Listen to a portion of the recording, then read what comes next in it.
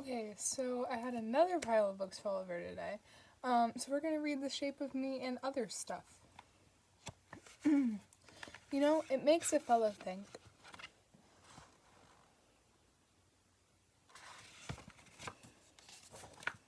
The shape of you, the shape of me, the shape of everything I see.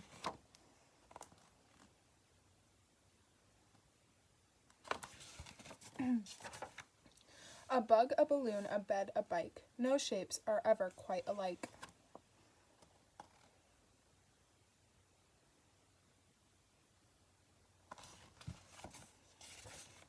Just think about the shape of beans, and flowers, and mice, and big machines.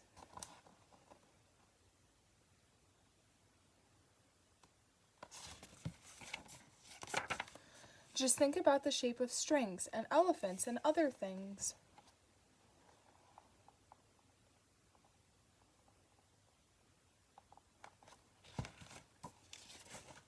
The shape of lips, the shape of ships, the shape of water when it drips.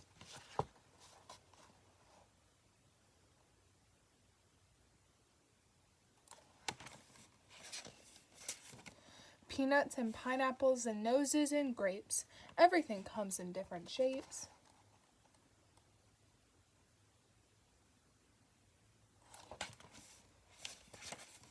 Why, George, you're right. And think about the shape of gum, the many shapes of chewing gum.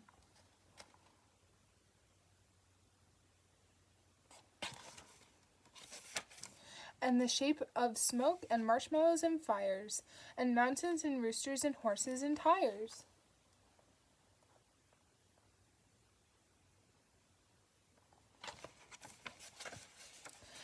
And the shape of camels, the shape of bees, and the wonderful shapes of backdoor keys.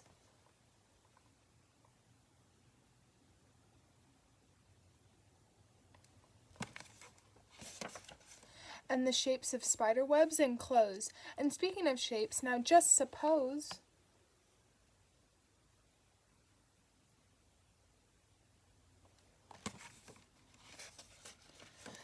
you were shaped like these, or those, or shaped like a blog or a garden hose.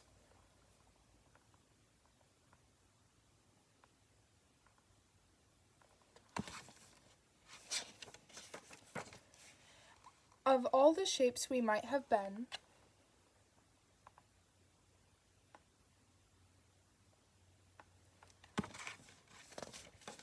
I say hooray for the shapes we're in.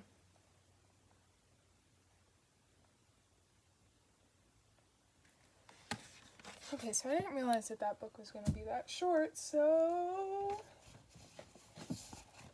let's read The Emperor's New Clothes as well. Here's the front cover.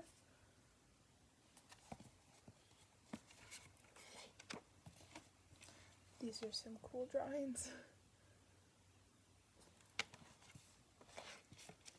Once there was an emperor who loved to dress up in fine clothes. He cared more about clothes than anything else in the world.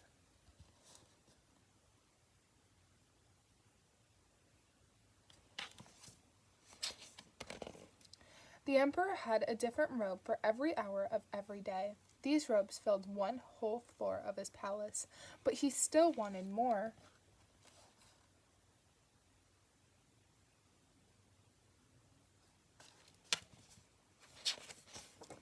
One day, two weavers came to see the emperor. They said they could weave a very wonderful cloth. It is not only beautiful, they said, but it is also magic. Magic, cried the emperor. Yes, said the weavers. Only wise men can see it. Fools cannot. Thought the emperor. If I had a robe made of that cloth, I could quickly find out which of my people are fools. So he told the weavers to start work at once.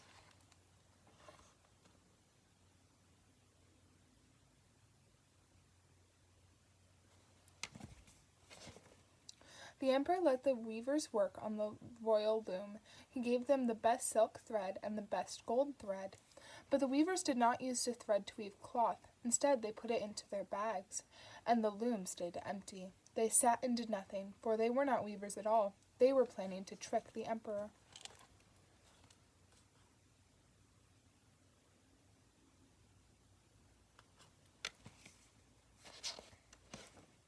After a few days, the emperor began to wonder about the cloth, so he sent his prime minister to look at it.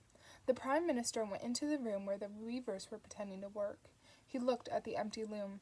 Dear me, he thought, I can't see the cloth. Does this mean I'm a fool? If so, I must not let anyone know. The weaver said to the prime minister, See how beautiful this cloth is? Oh yes, said the prime minister, such fine work and so many colors. But the minister really did not see a thing, for there was nothing on the loom to see.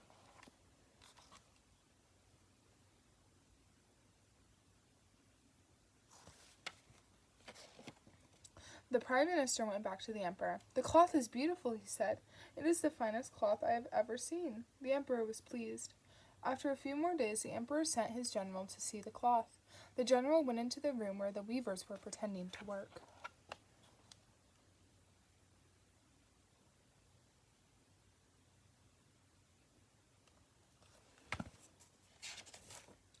He looked at the empty loom. Dear me, he thought, I can't see the cloth. Does this mean I'm a fool? If so, I must not let anyone know. He went back to the emperor and said, The cloth is beautiful. It is the finest cloth I have ever seen. The emperor was pleased. I'll have to see that wonderful cloth for myself, he said.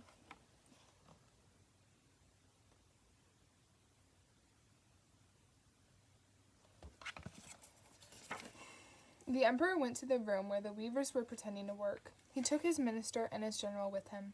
Isn't the cloth beautiful? Said the prime minister. Look at all those colors, said the general. But they were just pretending to see the cloth.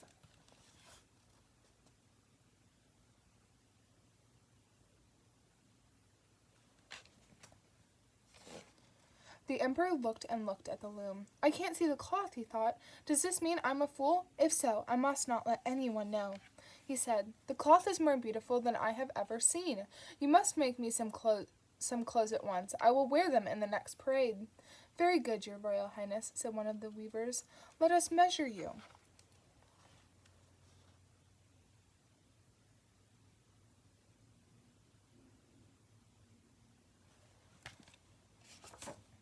The emperor took off his robe. The weavers took out their measuring tapes. 32 inches here, said one weaver. 17 inches there, said the other weaver. Then the weavers pretended to take the cloth off the loom. Your royal highness, said the first weaver, would you like the cloth to hang this way? Oh, yes, said the emperor, that's fine. Your royal highness, said the other, do you like the robe this short? No, no, said the emperor, make it a little longer. Yes, that's perfect.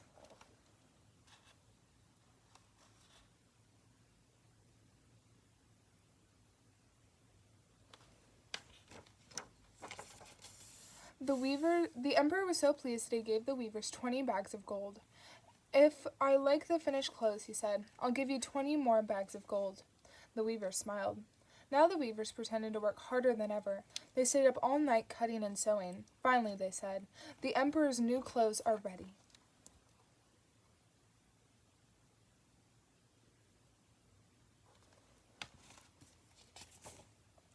On the day of the parade, the weavers came to the emperor's room. They held out their empty arms. Here are your new clothes, they said. They are as light as air. Beautiful, cried the emperor. He gave the weavers 20 more bags of gold.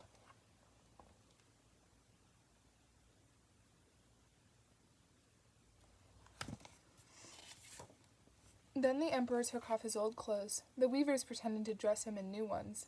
Your royal highness, said one weaver, what do you think of the sleeves? They are wonderful, said the emperor.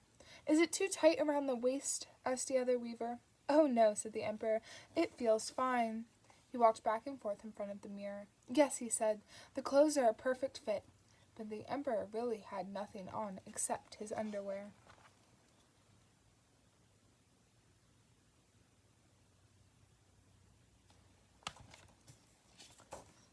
The emperor's men bent down and pretended to lift his train. They held their hands high, carrying a train that was not there. And so the parade began.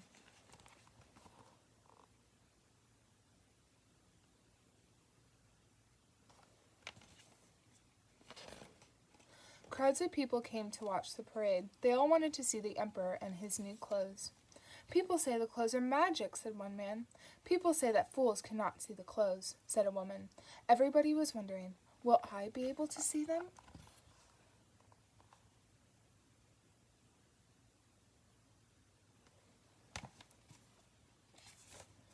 At last the emperor marched out of the palace. All the people cried, "Oh, how beautiful the emperor's new clothes are! What pretty colors! What a perfect fit!" But of course, no one could see any new clothes.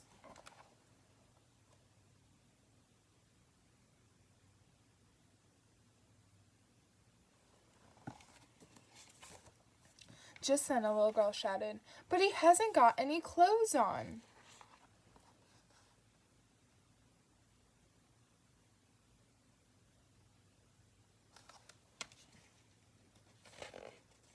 "Did you hear that?" someone asked. "The child says he has no clothes on."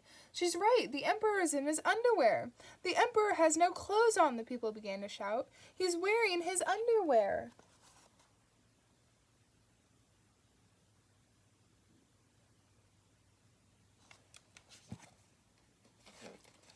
The poor emperor heard them, and suddenly he knew that they were right. He was the fool. He had been tricked. But there was nothing he could do now, so he kept on marching. All the time he was thinking, "Just wait until I get my hands on those weavers."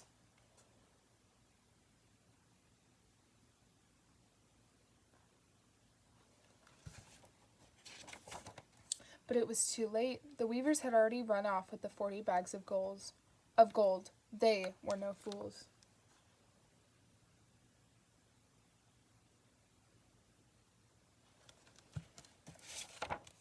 And then here's a couple of more